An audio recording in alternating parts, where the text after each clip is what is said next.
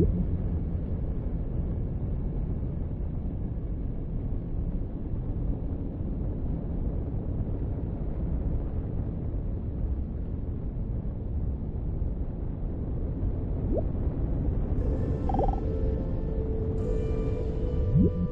process of growth, the basic process of biology, is one in which lower orders are always being superseded by higher orders. But the lower order can never figure out, or only very rarely figure out, what the higher order is that's taking over. And may see it as a terrible threat, as total disaster, as the very end, but can never be aware that the principle of growth always has and always will continue. Because that's what's going on. But you never know what the next step is going to be. Because if you did know, you wouldn't take it. Because it would already be past. Do you understand this? That any certainly known future is an event of which we can say, you've had it. And in that sense, it's past. When we play a game, the outcome of the game becomes certain. We at that point cancel the game and begin a new one. Because the whole zest of the thing, which takes me back to the idea that this whole thing is a hide-and-seek game, is that you don't know what the next order coming up is.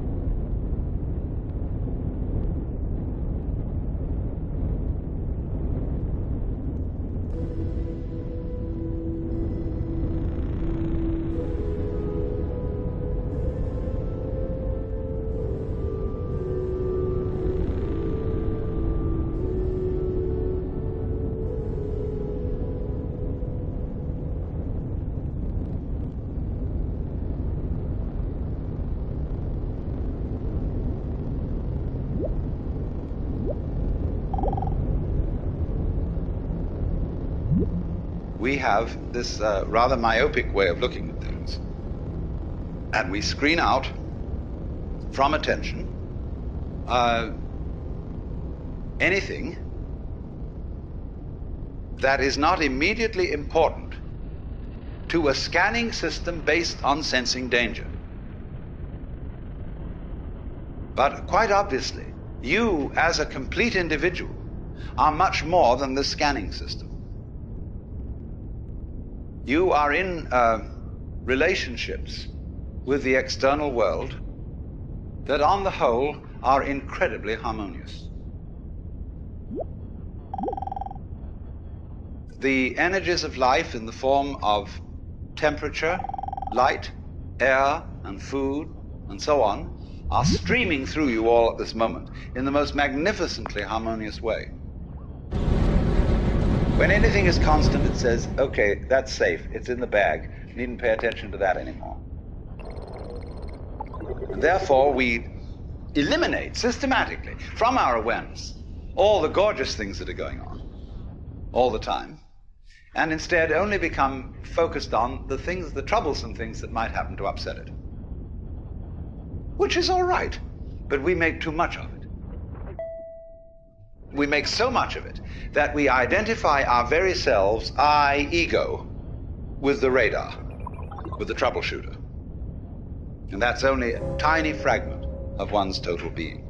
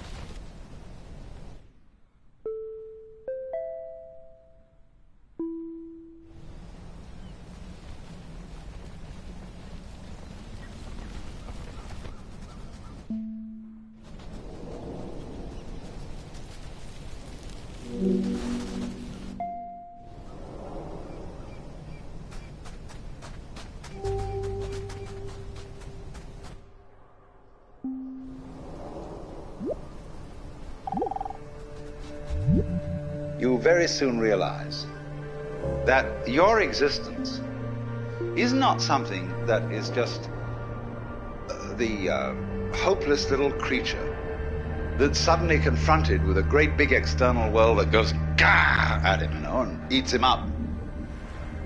Every tiniest little thing that comes into being, every minute little fruit fly or gnat or bacterium, I will go so far as to say is an event upon which this whole cosmos depends. This thing goes both ways. It's not only that every little organism which exists depends on its total environment. The reverse is also true, that the total environment depends on each and every one of those little organisms. So that you could say this universe consists of an arrangement of pattern in which every event is essential to the whole thing. Now, we screen that idea out of our consciousness in exactly the same way that we screen out the perception of space as an important reality. Just as we pay attention to the figure and ignore the background, so we see one way of looking at things, mainly that the organism is very frail against the environment. It lasts a long time, the environment, but the organism only lasts a short time. What do you mean the environment lasts a long time? What does the environment consist of? Just a lot of little things. When you get far enough away from all the organisms and the little bits of things, you see the environment in another scale of magnification. But actually, the whole thing is arranged in a polar system where the enormous depends on the tiny and the tiny depends on the enormous. And you get a relationship between these extremes, which can be called a transaction. They always go together. So in this way, we are always, as it were, overemphasizing a certain aspect of our experience.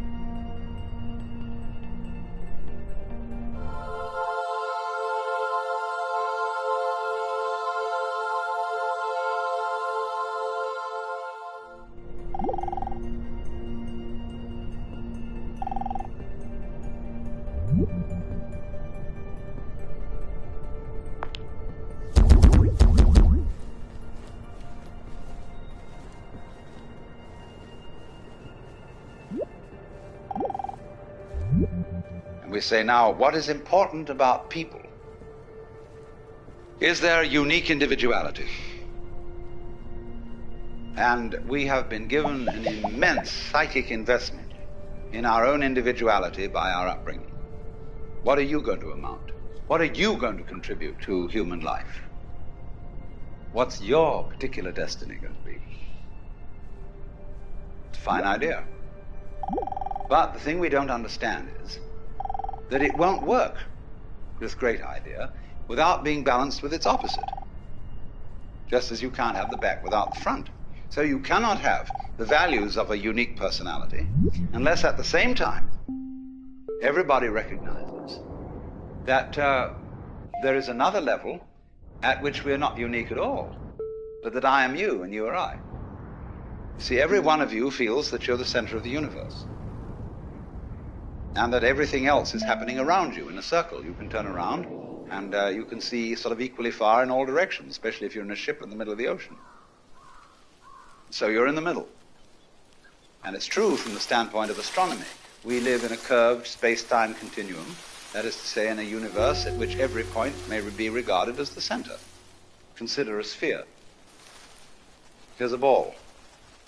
What point on this ball is the center of its surface? You can see at once that any point can be the center of its surface.